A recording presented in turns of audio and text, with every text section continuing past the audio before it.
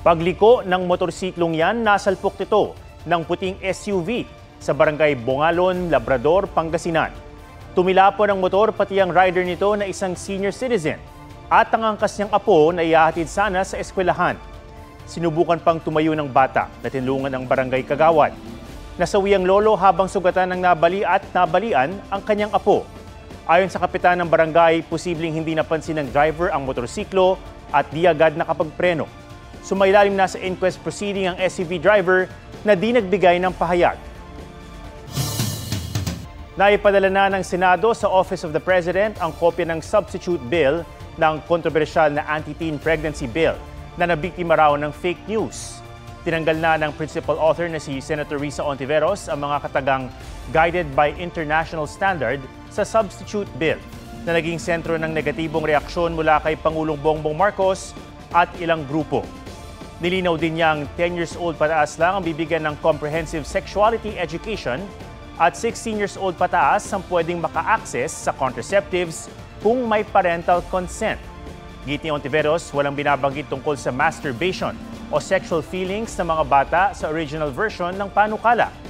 Sabi naman ni dating Chief Justice Maria Lourdes Sereno na isa sa mga tutol sa panukala, pag-aaralan muna ng kanilang grupo ang substitute bill.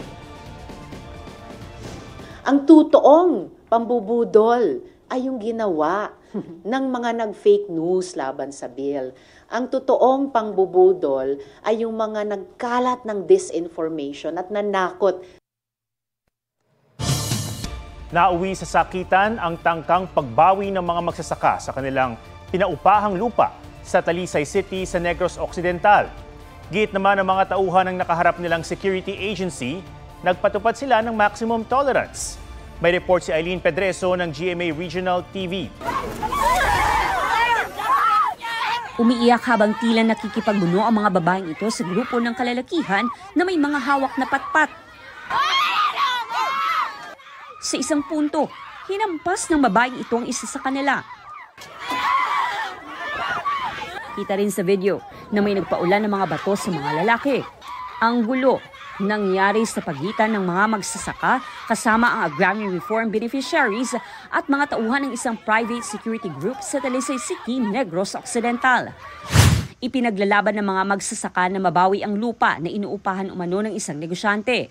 2002 daw nang nakipag-usap ang negosyante sa kanila para rentahan ang lupa sa loob ng isang taon matapos nilang matanggap ang Certificate of Land Ownership mula sa Department of Agrarian Reform. September 2024 nang magpadala sila ng demand letter sa negosyante. Siyempre, kay kami ang tag-iyas ang kluwa. Waon din naman na iya. Kadako na isang serbisyo, kadako na isang kwarta nga nakuha sa 22 anyos ng pag-uyat niya sa amon duta. Babaw idalom sang duta, kami ang tag-iya, hindi kasi pulsang, arindador lang na saya. Ang kanilang pagbawi sa lupa, humantong na umano sa pananakit ng mga gwardya. Nanugid dayon ang bata ko sa ako nga gintayaan sa kuno kasuldang sang driver na akig man ko kay nga bayi tayaan ang bata ko nagkuan dayon nagsulod nga ginkuan nila be ginpugos ang tatlo ka lugar mo nang isa ginsulok-sulok gid. Sabi pa ng mga magsasaka, walang ginawa ang mga pulis sa gitna ng gulo, pero itinanggihan ng security agency at ng pulisya.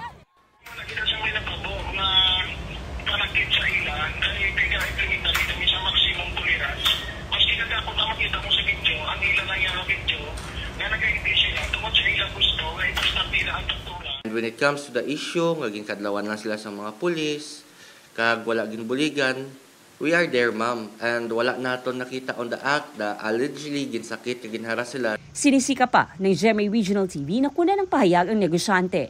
Eileen Pedreso ng GMA Regional TV nagbabalita para sa GMA Integrated News. Patay matapos saksakin ng ice pick ang isang aso sa Iloilo City. Muling pinaharap sa barangay ang sospek na posibleng maharap sa reklamong paglabag sa Animal Welfare Act. May report si John Sala ng GMA Regional TV. Pamilya kung ituring ang mixed breed dog na si Oreo. Pero ang dating masiyahin at maliksing alaga, hindi na makakasama ng pamilya Ubaldo sa Iloilo City. Ayon sa fur parent nitong si Aling Vilma, lumabas ng bahay si Oreo nitong Lunes. Normal lang daw na lumalabas ito para umihi o dumumi pero bumabalik din agad. Pero laking gulat nila nang makita itong tumatakbong duguan. Namatay si Oreo kalaunan. Sa autopsy nakitang tinamaan ng saksak ang bituka nito at nagka-fracture ang ribcage. Malambing saya balahaw. Tapos kada ko na di mag-abot, gaano gina siya, gahakos gina siya sa akon. Amo na nga, hindi ko gina mabaton, bala nga amo na balahaw. Sa ano nang sa pilalang kasigundo, nadula. Tapos sa akon pa makakamot na ano, siyempre sakit-sakit, hindi ko gina mabaton.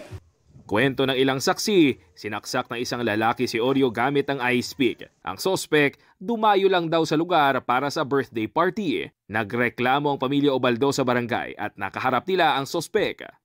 O ano ba nagsulat sa utok kinaya? Iyan slabtong. Desidido ang pamilya Ubaldo na sampahan ng reklamong paglabag sa Animal Welfare Act ang sospek.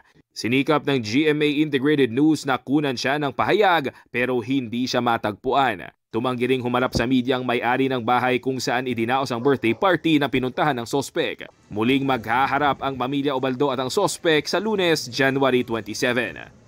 John Sala ng GMA Regional TV, nagbabalita para sa GMA Integrated News. Arestado ang isang mag-ina sa Cebu City matapos mahulihan ng hinihinalang shabu na nagkakahalaga ng 170 million pesos. Sa inspeksyon sa pantala na bistong may kargang 25 malalaking plastik ng umano'y shabu ang kotse ng mga sospek. Ang kotse ay sakay ng Roro galing Maynila na dumaan sa Masbate. Itinanggi ng mag-ina na sa kanila ang nakumpiskang kontrabando. Ayon sa Philippine Drug Enforcement Agency o PDEA, ito na ang pinakamalaking drug shipment na naharang nila sa Cebu City. Isa sa ilalim sa confirmatory test ang droga.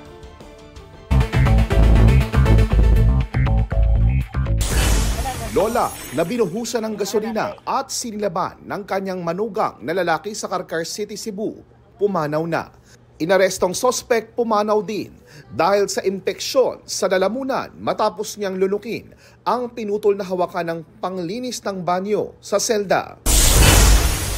17 seafarer na mahigit 1 taong binihag ng grupong Houthi sa isang barko sa Yemen, inalaya na at nakauwi na sa Pilipinas.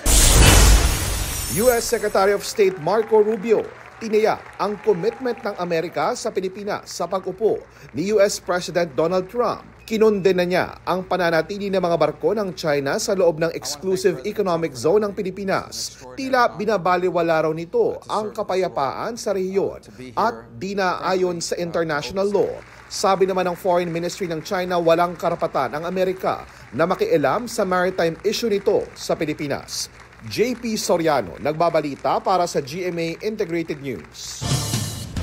Niyanig ng magnitude 5.8 na lindolang Southern Leyte. Naitala ang epicenter ng lindol 6 kilometers southeast ng bayan ng San Francisco. Wasak ang pader ng ilang bahay roon. May mga nakita ring debris sa loob ng isang paaralan at lumaylay ang bahagi ng isa pang gusali. Nakapagtala rin ng pinsala sa bayan ng Liloan kung saan nagkabitak-bitak at umangat ang ilang bahagi ng kalsada. Sa barangay Tabugon, bumagsak at umambalang sa kalsada ang mga naglalakihang bato. Patuloy ang assessment ng Office of Civil Defense sa pinsala ng lindol. Abisa ng PHIVOLCS, maging alerto pa rin sa mga aftershocks.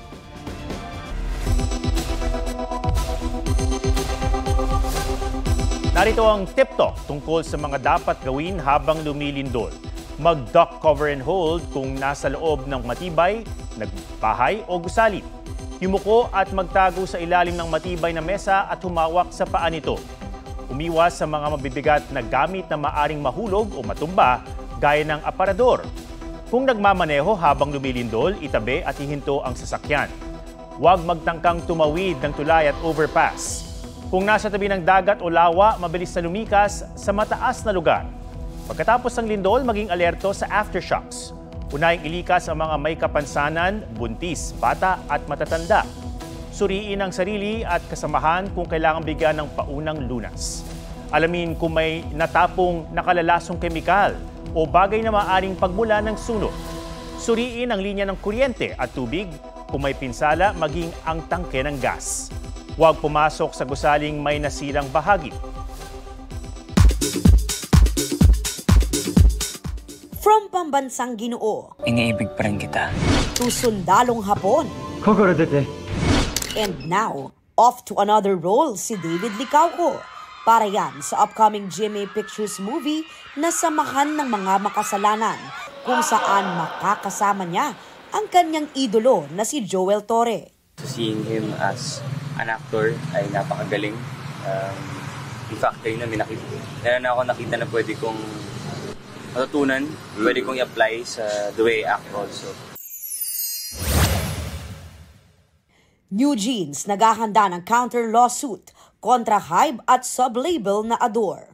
November 2023 nang tapusin ng grupo ang exclusive contract nila sa Adore dahil umano sa mistreatment, miscommunication at manipulation.